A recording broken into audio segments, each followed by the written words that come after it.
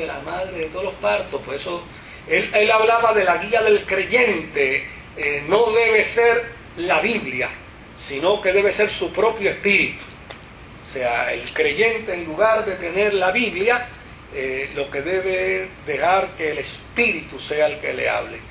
Pero entonces rompía la regla fundamental de la teología, y es que la teología establece que la Biblia es la regla infalible para cualquier discusión teológica. O sea, si alguien quiere hablar de teología, tiene que ser con la Biblia abierta. O sea, no hay otra manera de hablar de teología si no es con la Biblia abierta. Entonces, desde luego, pues él decía, no, la Biblia no tiene que ser la regla para establecer las doctrinas de fe. Es el Espíritu, y el Espíritu le habla al cristiano. Y si yo tengo el Espíritu, porque claro, su argumento decía, ¿quién le dijo a los escritores bíblicos lo que tenían que escribir? El Espíritu. Bueno, pues ese mismo Espíritu yo también lo tengo. Así que si a ellos les dijo lo que tenían que escribir, entonces a mí el Espíritu me dice lo que yo tengo que decir, y yo no tengo que sujetarme a la Biblia porque la Biblia está en mí. O sea, esos planteamientos realmente hasta el día de hoy han sido inexplicables. Ahora, aún así, fíjese las cosas irónicas dentro del marco de la historia. En Alemania, Jacobo Boehme pasó prácticamente por la vida sin gloria. Ahora, en Inglaterra se levantó un movimiento y se fundó una secta, y ese movimiento tenía el propósito de combatir los dogmas de las iglesias. O sea, la figura de Jacobo fue utilizada entonces no tanto como el precursor de unas nuevas ideas teológicas, porque realmente no había teología. O sea, ¿qué teología hay en el tema de la matriz eterna, de la madre de todos los partos? O sea, realmente ahí no hay nada que se pueda decir teológicamente, pues. Pero sí se convirtió en un elemento emblemático, porque era un hombre que en su tiempo levantó la voz para decir, señores, aquí falta algo.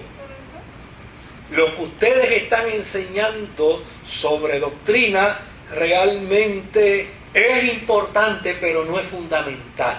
Lo que es fundamental es el espíritu, es lo espiritual. Entonces, claro, no hay nada que se pueda hacer con sus libros y con sus escritos, pero sí se puede señalar como un pionero dentro de esa crítica que se levantó dentro de los movimientos de la ortodoxia cristiana del siglo XVII y del siglo XVIII. Después de Jacobo se levantó uno en Inglaterra que se llamaba George Fox, o Jorge Fox. Este nació en el 1624, es decir, en pleno siglo XVII en Inglaterra. Y es interesante que nació el mismo año que murió Jacobo.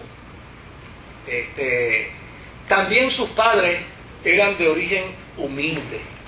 E interesantemente, los padres también lo hicieron zapatero. Fíjese qué cosa. También lo hicieron zapatero. Y desde luego, a la edad de 19 años, abandonó el oficio de la zapatería, porque él dice que el Espíritu Santo lo movió para un ministerio, para una tarea que era importante. ¿A qué se dedicó entonces Jacobo? Pues Jacobo se dedicó a estudiar Jorge Fox se dedicó a estudiar las escrituras y se dedicó a asistir a las asambleas de los calvinistas, de los luteranos. A él no le importaba de quién fuera la asamblea. Él se dedicó a meterse a la asamblea y decirle, señores, todos ustedes están diciendo disparate, eso no es así, yo he descubierto unas verdades espirituales y se las quiero compartir. Se dice, oiga bien, se dice que Fox se sabía prácticamente la Biblia de memoria.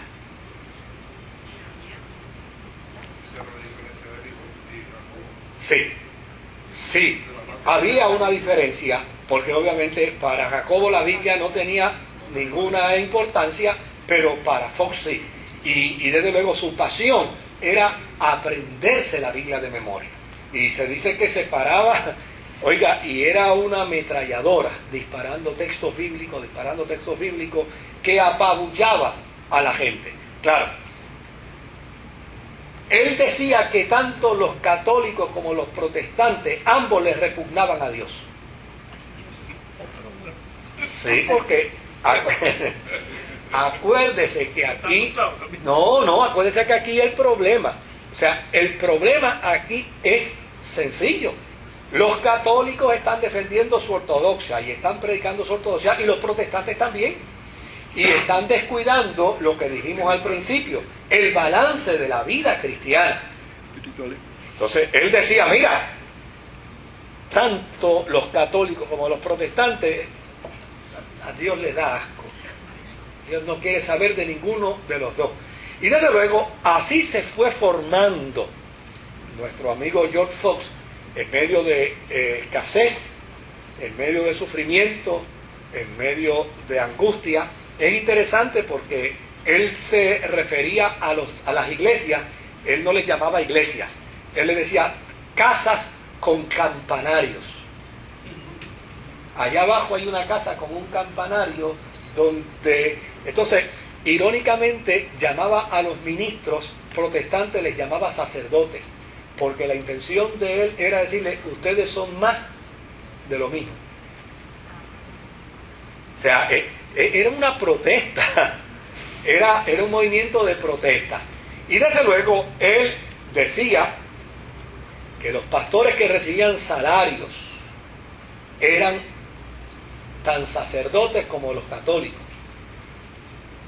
Ahí estaba yo fastidiado con Fox, ¿no? Él no quería saber de ningún ministro que recibiera un salario, porque él postulaba que tenía que vivir de gratis. Y de hecho, era un hombre de una convicción tan profunda que vivía en escasez. O sea, George Fox vivía en escasez. Y desde luego,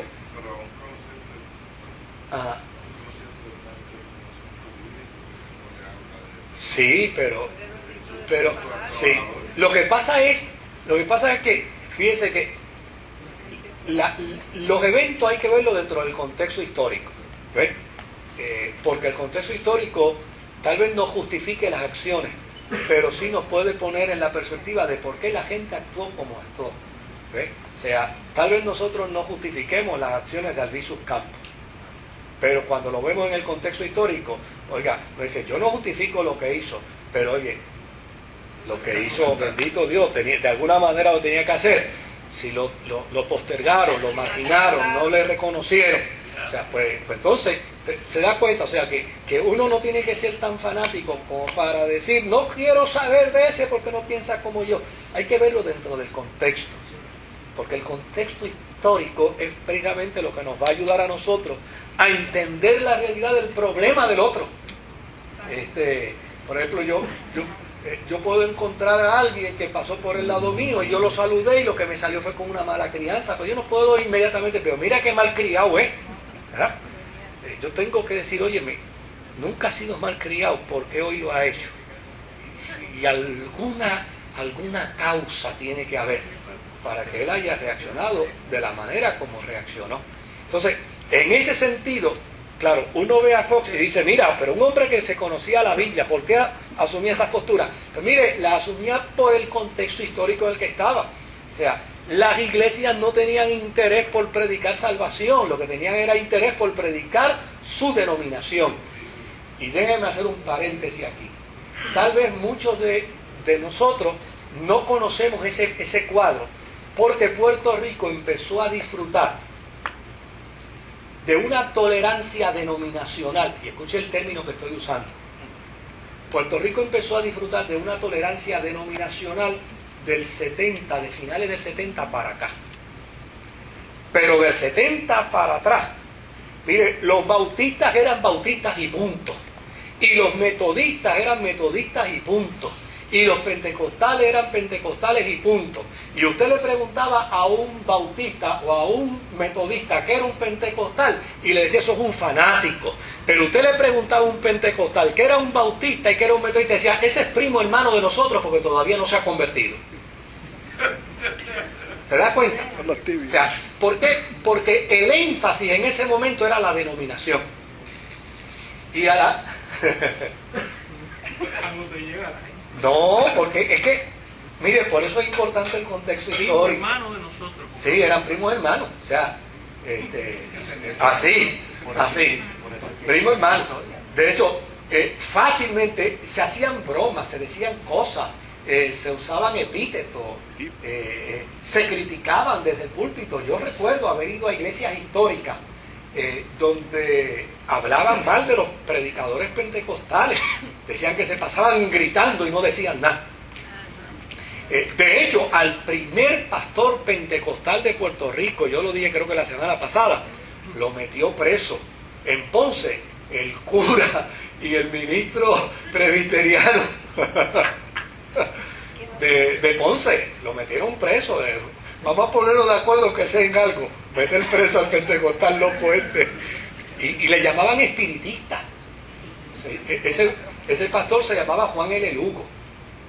Y vino, era un puertorriqueño que se crió en Hawái.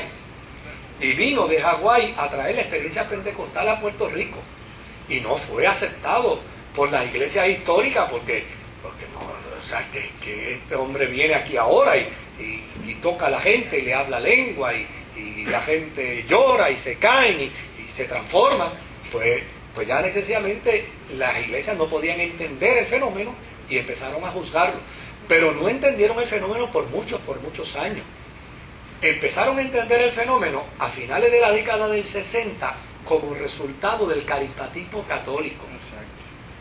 Fíjese qué interesante cómo Dios tiene el control de la historia de la humanidad. El carismatismo católico empezó a ejercer fuerza en las comunidades de las iglesias católicas. Y entonces esa experiencia carismática católica empezó a ser observada también por los históricos. Los primeros que observaron esa experiencia, claro, separados dentro del marco de la década del 60, fueron los discípulos de Cristo en la década del 30. Un avivamiento surgió en la década del 30 en medio de los discípulos como resultado de unos evangelistas itinerantes que se traían de Estados Unidos y venían aquí. Entonces, desde luego, ese avivamiento del 30 en los discípulos de Cristo provocó que vinieran los discípulos de Cristo americanos y les cambiaran los candados a las iglesias discípulos de Cristo de aquí y no los dejaran entrar.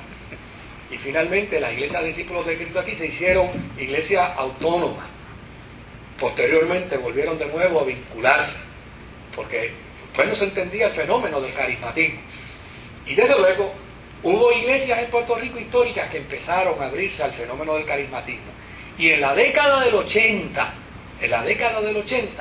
interesantemente hablando, a finales del 80, las iglesias históricas en Puerto Rico inclusive se atrevieron a invitar a la Iglesia de Dios Pentecostal Movimiento Internacional para que fuera parte del Concilio Evangélico de Puerto Rico. Lo que pasa es que la Iglesia de Dios Pentecostal me envió a mí de emisario para decir que ellos estaban dispuestos a mantener vínculos de amistad y vínculos de tolerancia y vínculos de solidaridad, pero que ellos no podían aceptar. Yo recuerdo que esto fue en una convención en la Iglesia Bautista de Carolina, y yo fui el representante en esa ocasión, pero que ellos no podían aceptar la invitación para ser parte del Concilio Evangélico, dadas las circunstancias de que ellos no iban a renunciar a su constitución y a su reglamento. Pero fíjese que esa trayectoria se vivió aquí en Puerto Rico también, y se vivió en muchos lugares, o sea, no solo en Puerto Rico. Mire, lo que la gente de momento no entiende, lo ataca, y es un error. Si no lo entendemos, es mejor analizarlo y evaluarlo. Miren cómo lo manejaron la gente de Sajonia a Jacobo. Le dijo, mira, nosotros no te entendemos, vete, y cuando tú no puedas explicar esto bien, entonces vuelve. claro, a él mismo le iba a costar trabajo explicar